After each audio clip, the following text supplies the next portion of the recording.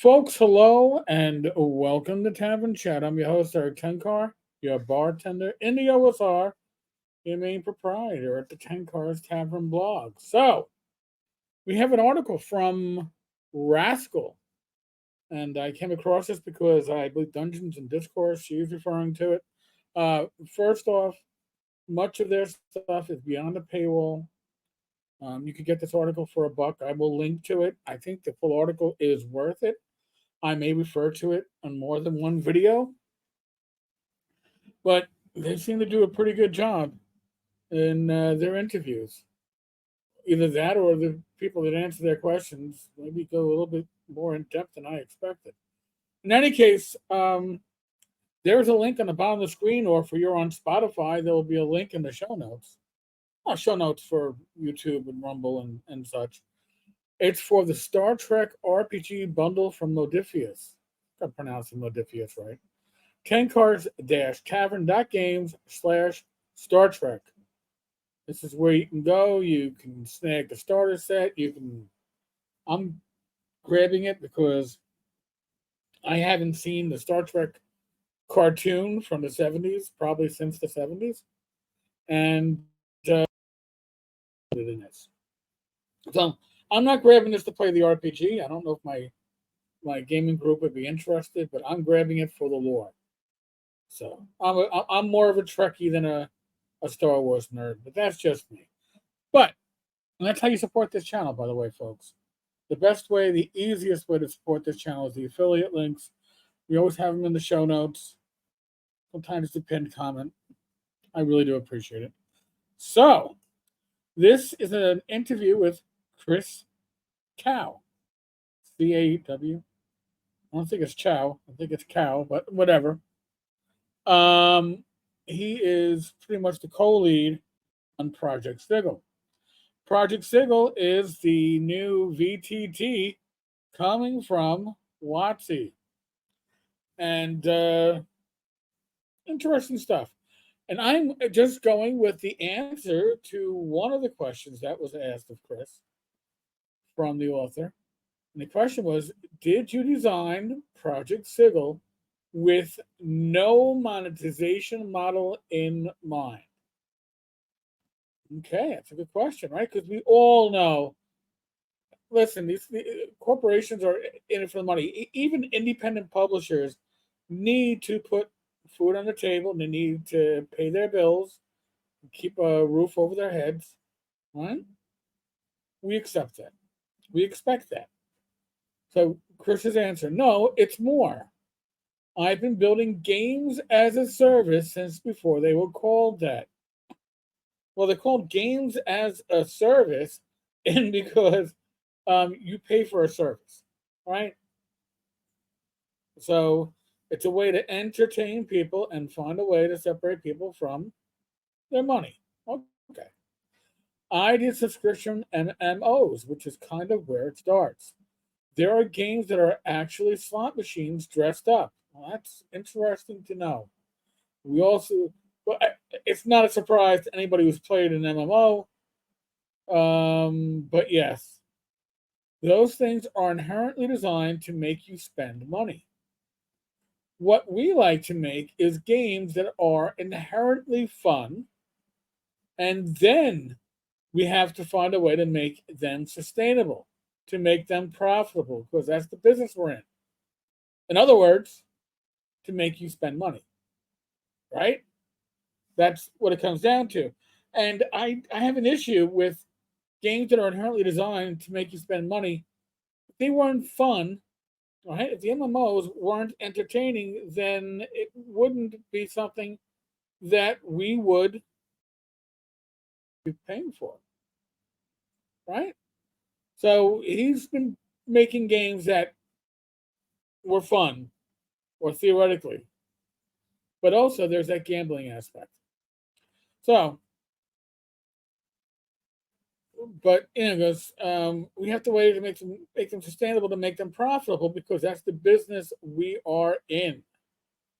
Okay, sustainable, profitable, because again, roof over their head, money on the table. Oh, and pay the corporate overlords. Okay. But if you do that at the expense of the player, you burn your brand down to the ground. Well, especially with an IP like Dungeons and Dragons, which is you got to pay for the rules, and then after that, theoretically, you don't have to ever pay again. What kind of a business model is that? What is the thing that makes the most sense to sustain based on how players play? For example, players don't play D&D very much compared to MMOs. MMO, I was on every night and all day Sunday with my gaming group back in the day. Yeah, it's addictive. D&D, you got to make sure you get the whole group together though, right? So it's a bit different. They play it every once in a while, and when they do, they want to make a lot of the stuff. So I'm guessing that makes they want to make a big deal of getting together. Weird. So what makes sense in that world? The first one is it's got to be play for free to some extent, because D&D requires a group, and because it requires a group, you cannot slap a paywall in front of everybody. The thing is, you're going to have people that are going to be more equal than others, right? And that's because you're going to allow people to buy in. And I would assume that the buy in is not necessarily you get a +5 flaming sword. It's you can buy a flaming sword. It has no in-game effect, but it looks really cool on your character's digital mini. I'm assuming that's where that's going to go. At the same time, we have servers so we can run rules, simulations, and do cool things. And we have ongoing development to add more stuff later. This is literally going to be it's like an MMO. It's going to be never ending. They're going to be adding assets. But as additional, you want the additional assets, you'll be paying for it. Do we charge everybody up front? Ooh, see, you gotta read this as it's been. Do we charge everybody up front, or do we hit them with the bill after they've eaten the food? Like going to a restaurant. Well, that's not going to be. That's actually not going to be sustainable for very long. I have a lot of respect for the Kickstarters that have done that, but that's not something you can make last 10 or 15 years. By the way, they're already looking at the life cycle of D&D Forever, and it's not forever. D&D Beyond people are good with subscriptions. They like what they offer, so let's just add more value. Well, add more value and slash add more cost, I am sure, to the subscriptions. If we look at other subscription options, the third category, it's fundamentally people who already buy stuff to play D&D. Now, what do you buy when you play D&D? Well, they buy minis, they buy maps, and they buy other books. Let's see what among that we can bring in as part of the experience. Here is your microtransactions. You want new cool dice? All right, that's they're cheaper than real dice. They'll only charge you $250. You want minis? They're going to be huge. You know that. But I'm assuming we're going to be including terrain, assets, certain spell effects, and more bang for the buck that you want for your character. It's going to be there. And it doesn't have to all be there upon launch. It can be there as the game evolves, because that just pulls more money out of you later. I understand it's very confusing that we're using Unreal 5 to make a toy game, but it's just D&D, and we know for sure it's got to be free. Free to play is what? The biggest lie in gaming? we know for sure there's a subscription part to this that offers you more. And we know we want to sell things. So, like the drug dealers used to do, first hit is free. We'll get you in for free. Once you're in, you're going to want to subscribe. And once you subscribe, you're going to want to buy that nice purple royal cloak for your character.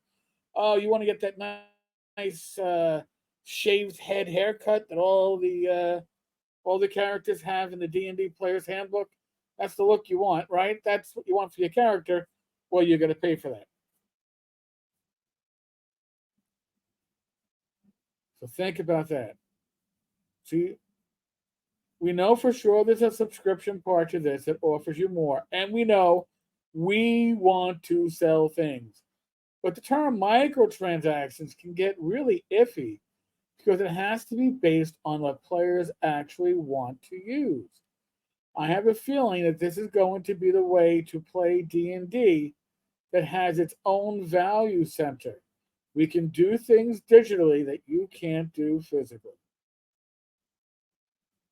Folks, I'm not saying it's not going to be a good VTT. I think it's going to be spectacular, visually, certainly. They go into more stuff about how I guess they expect people to be using this VTT to stream sessions. I mean, that might make me want to terminate myself, but neither here nor there. But they're also finding, and again, I'm not big on paywalls, but I will say it's a decent interview. They talk about even with initiative being set that the VTT can take care of initiative, but maybe the DM wants to change things around. So everything that they're doing, they also have to pretty much break, which I find interesting.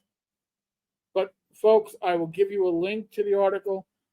All the good stuff is behind the paywall. Again, I apologize, but hey, you can grab the article for $1. I'm not subscribing for $60 a year to Rascal yet. I mean, if the rest of their stuff is of the quality of this interview, maybe. But certainly, I'm willing to do my microtransaction and buy the article. So, folks, again, for the Star Trek RPG bundle, tenkars-tavern.games /Star Trek. I'll take you to Humble Bundle. A portion of the money that you spend will go to support this channel. And other than that, big hello to my viewers / listeners on Spotify and other podcast readers, players, whatever we call them, catchers. Rumble, YouTube, you're all great. Be safe, be well, God bless. Roll those dice, roll them well. Back again tomorrow with another video live stream on Wednesday night. It's going to be about Faraway Lands. Dirk Stanley. It's going to be a good special guest. Hope to see many of you there. All right, folks. I'll catch you all later. Be good.